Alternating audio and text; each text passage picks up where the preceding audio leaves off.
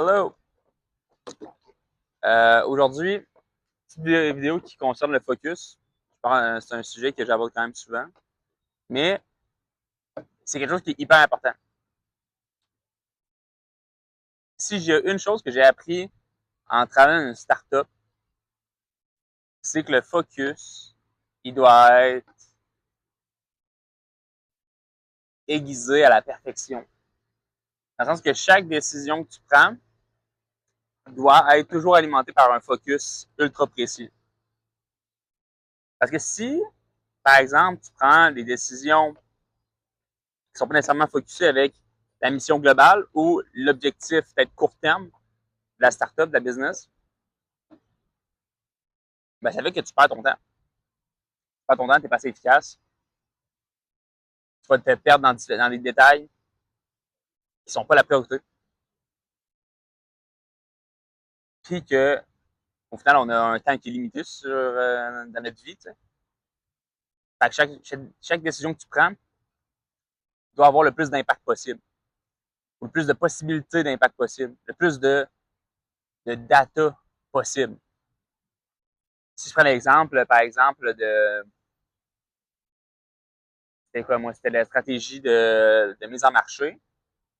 Ben que moi, j'avais comme plein d'idées, mais des fois, c'était des idées peut-être qu'ils n'étaient pas assez avec pas assez de leverage, tu sais. Tu sais, mettons, je te dis contacter, puis faire une liste de prospection puis tout ça, puis leur envoyer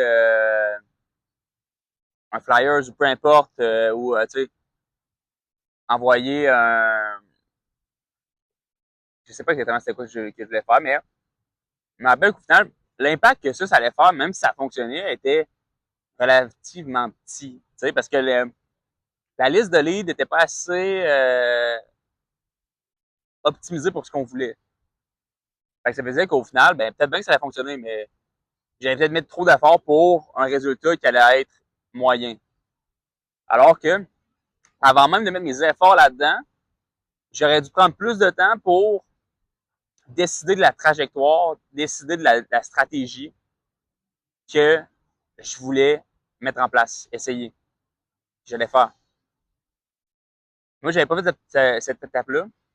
J'étais directement passé à OK, pour faire de quoi? Ben, première idée qui me vient, je vais le faire.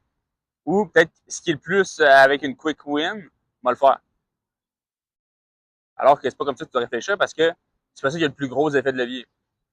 Dans le livre de l'almanach de Naval Ravikant, excusez-moi, il dit que lui, le skill qu'il avait développé, c'est sa capacité à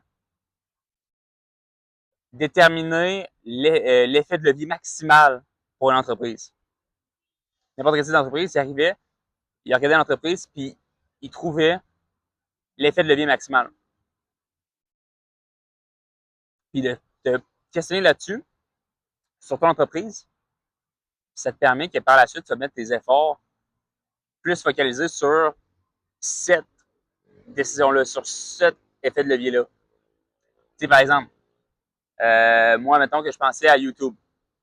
Et je me disais, si je prends ce que Naval Ravikant dit, l'effet de levier maximal, tu l'appliques pour une chaîne YouTube. C'est quoi? Ben, si ton objectif, c'est de avoir le plus gros audience, avoir le plus de volume de visibilité possible, ben l'effet de levier maximal, c'est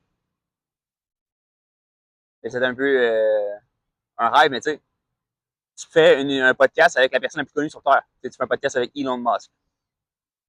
Tu fais un podcast avec Elon Musk de comme 45 minutes, t'es rendu connu, tu sais.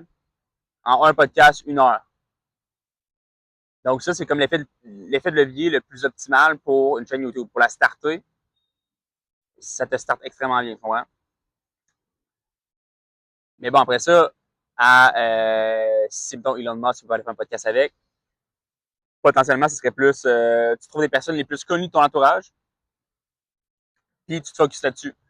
Ton objectif pour ce mois-ci, c'est de booker 2 podcasts avec 2 personnes les plus connues de ton entourage que tu as. Ou des amis d'amis, ou peu importe de ton réseau de 2 relations et plus, mettons.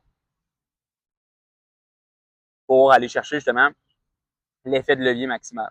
Ou sinon même, juste, tu trouves une personne qui fit avec ton ICP, que ton ICP de ta clientèle cible, mettons, les personnes qui regardent tes vidéos YouTube. Tu dis, eux autres, c'est qui voudrait regarder le plus? Quelle personnalité publique connue que mon ICP recherche à écouter, à voir, etc. Pas la personne la plus connue, puis t'as spam, t'as contact à côté. T'essaies de rentrer en contact avec elle, t'essaies de préparer un podcast, puis c'est sûr que bon, après ça, il faut que tu te vendes ton podcast. Donc, potentiellement, il faut que tu fasses des recherches, que tu trouves pourquoi cette personne-là, hyper connue, voudrait rejoindre un podcast d'une personne qu'elle ne connaît pas, potentiellement. Fait que après ça, il faut faire un job de vente. Mais au moins, tu as un focus qui est décidé. Tu sais? Et après ça, tu mets ton énergie là-dedans. C'est ça.